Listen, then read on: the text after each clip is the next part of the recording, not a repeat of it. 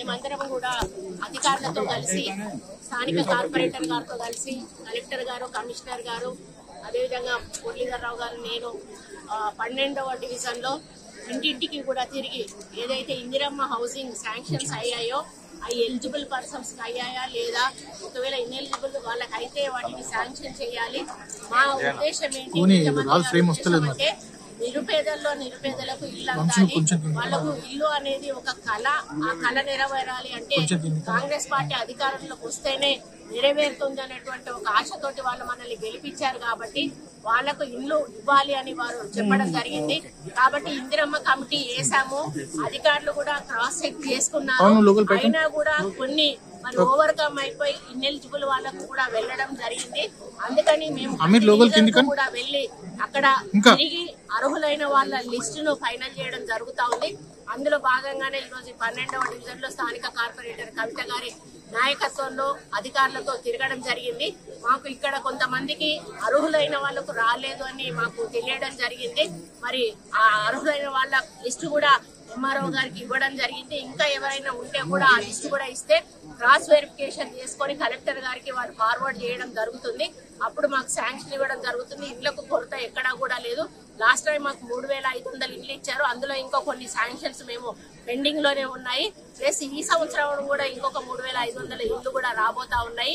ఇంకా ముఖ్యంగా ఏంటంటే ముఖ్యమంత్రి గారు ఇసుక చాలా ఫ్రీగా మరి ఇవ్వమని ఇందిరమ్మ హౌస్ లకు చెప్పారు.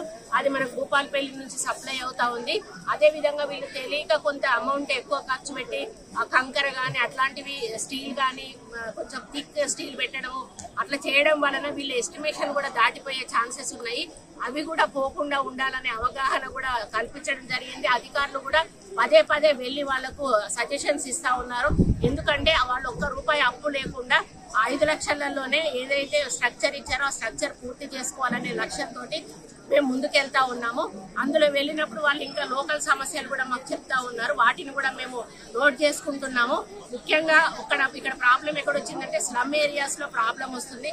స్లమ్ వాళ్ళు చాలా మంది వాళ్ళు ఆక్రమించుకొని గుడిసెలు వేసుకొని ఉన్న వాళ్ళు, అది మరి కొన్ని FTL లో ఉన్న వాళ్ళు ఉన్నారు, బఫర్ లో ఉన్న వాళ్ళు ఉన్నారు.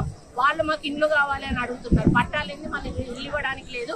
పట్టా కావాలి అంటే ప్రభుత్వం నుంచి ఆ యొక్క FTL ఏరియాలో కానీ బఫర్ లో కానీ వాళ్ళు పర్మిషన్ ఇచ్చే అవకాశం లేదు.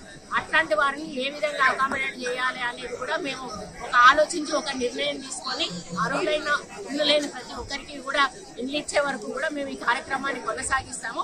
కాబట్టి ఏమున్నా కూడా మా దృష్టికి, అధికారుల దృష్టికి తీసుకురావచ్చు, కార్పొరేటర్ల దృష్టికి తీసుకురావచ్చు.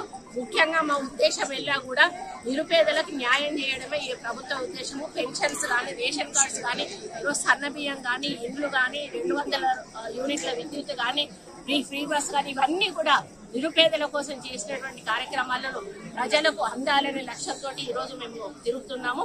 కాబట్టి ప్రజలు కూడా అర్థం చేసుకుని మాకు సహకరించాలని, అదేవిధంగా లీడర్లు కూడా మాకు సహకరించాలని, కొంతమంది మధ్యవర్తులు కొంతమంది డబ్బులు వసూలు చేస్తున్నారనేది కూడా మాకు నోటీస్ లోకి వచ్చినప్పుడు వాళ్ళకు కూడా సీరియస్ గా వార్నింగ్ ఇచ్చాము. ఎవరు ₹1 వసూలు చేసినా కూడా 100% వాళ్ళ మీద కేసు పెట్టి లోపలేయడం జరుగుతుంది. ఎందుకంటే పేదల కోసం ఇచ్చిన ఇళ్ళ పైసలలో కూడా మనం డబ్బులు తీసుకుంటే అది పద్ధతి కాదు. వాళ్ళకు ₹1 అప్పు కాకుండా కట్టాలన్న లక్ష్యంతో పోతున్నప్పుడు ఈ లీడర్లు డబ్బులు తీసుకోవడం వల్ల వాళ్ళు అప్పుల పాలయ్యే అవకాశం ఉంటుంది. కాబట్టి ఎవరికి ₹1 కూడా అడిగినా కూడా వెంటనే మా నోటీస్ తీసుకురమ్మని కూడా చెప్పాము. అసలైన తొలి వెలుగు. ఫాలో వాట్సాప్ @తొలి వెలుగు official.